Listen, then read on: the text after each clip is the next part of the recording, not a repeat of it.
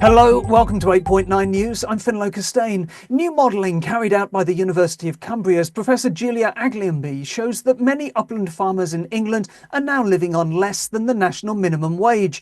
I spoke to Julia and I asked her what the modelling tells us about the state of upland farm incomes. Well, Finlo, it's quite depressing, really, if we're looking forward as to what the future is going to hold for upland farmers. We're seeing that farm business incomes are going to decline. So my modelling is looking at the cost centres that DEFRA use. So I've used exactly the same approach that DEFRA used to farm business income and really tried to predict over the next 3 years. It's a bit harder to do it for longer than that.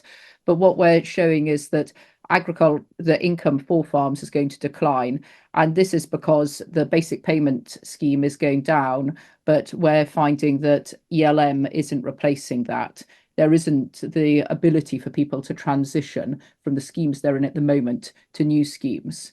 In particular, the majority of upland farms are stuck in old legacy schemes, both the high level stewardship and also the old countryside stewardship schemes. This is obviously important for the farmers affected, but why is it important in terms of the government's environmental ambitions? Well, the government has their environmental improvement plan. And if we look at their environmental improvement plan, they've got really ambitious targets. And that's good that they've got really ambitious targets. So we're looking at restoring 500,000 hectares of wildlife rich habitat. And looking at triple SIs as well, the target for getting triple SIs into favourable condition. And that's going to be that's not going to be achieved if we're not having delivery. And we're not going to have delivery if we haven't engaged farmers in delivering, for nature, for the environment. And also there's a sort of moral case of can we expect people to work and deliver if they're receiving only 55% of the minimum wage?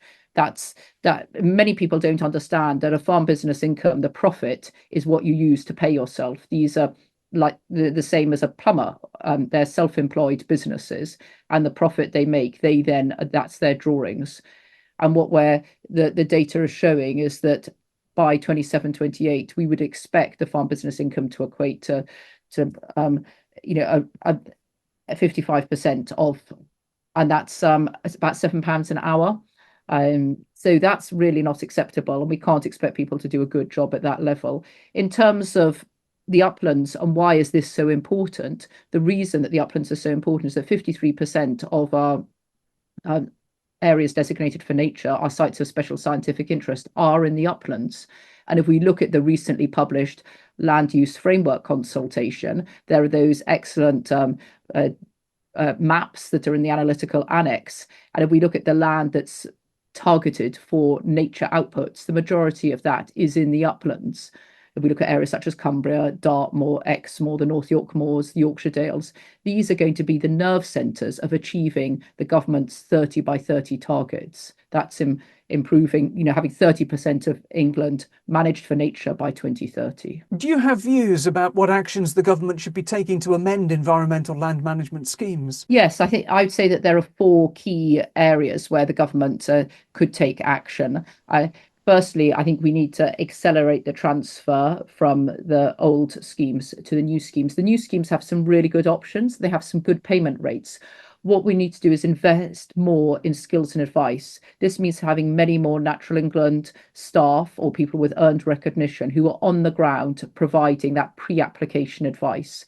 At the moment, I understand that 100 people have been invited to enter the new CS higher tier for this first month. So if we were to say that's 1,000 people nationally, 1,000 businesses nationally, there are 85,000 businesses in England. The rate of change is going to take potentially, even if you look at people existing schemes where there are 9,000 people in existing schemes, it's going to take 18, if only half of those make it, it's going to take between 9 and 18 years to transfer people across. So accelerate transfer, more investment in advice, more people employed to help people. And we know from the research I've been doing with our Upland Commons, we know that if you have facilitators, then you value the people who are delivering the change and you make sure their businesses are viable, you will then deliver the environmental outcomes.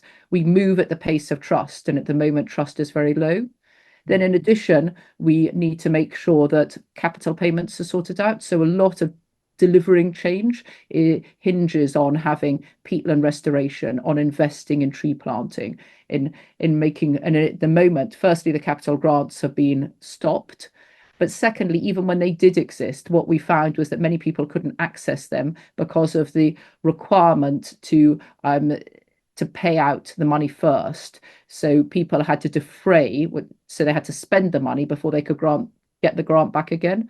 And in many cases, people can't afford to pay the money out. Of course, elms is one income stream, but can farmers make up that lack of income from diversifications and natural capital sales within the private marketplace? Well, no, they can't. And there's firstly a question.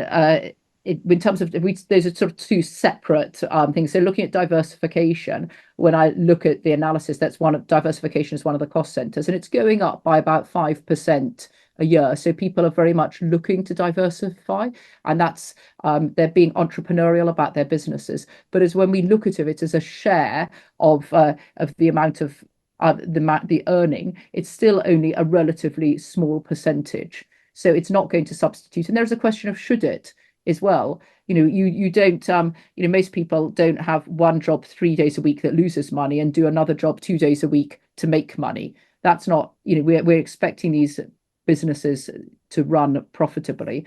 And we don't ask people to be a nurse at less than the living wage. We don't ask people to be a teacher at less than the living wage. Why should we ask people to produce our food and to look after the ecological well-being of the nation at less than the minimum wage? And what about the private marketplace for natural capital sales? Well, certainly there's potential for some people to get money from the natural capital market, but my view is at the moment it's not scalable.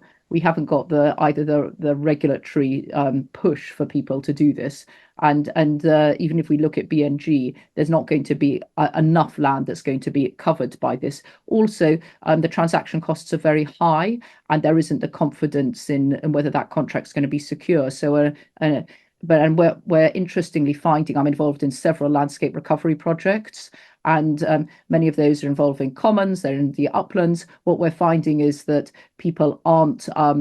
companies aren't willing to invest, to partner with government in terms of a landscape recovery in external companies. So when we're looking at the annual revenue payments for landscape recovery, most of them are 93% government backed and say 7% coming from the private sector.